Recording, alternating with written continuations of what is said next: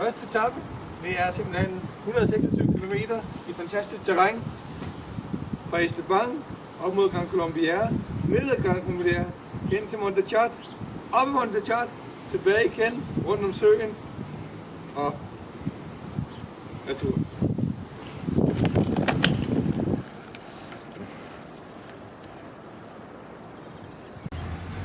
Så er vi vej op ad Gran Colombier.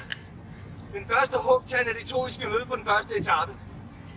I vil møde stigningen ca. 35 km ude på første etape.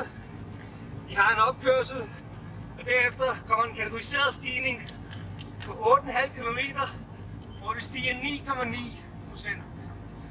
Derefter står I på toppen, 1500 meters højde, flot udsigt.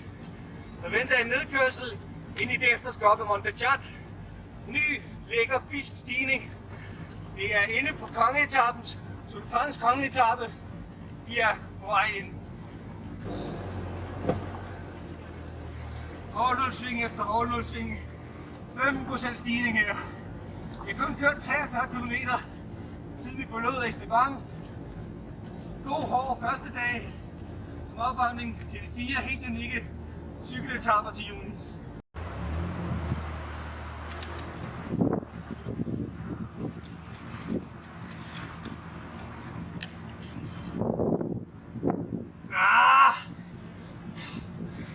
Det magiske, modbydelige, men også meget, meget underlige. Det er at køre bjerge. Når man har kørt 22%, så føles 15 som ingenting. Når man har kørt 15, så føles 9 som ingenting. Lige nu kører jeg 5.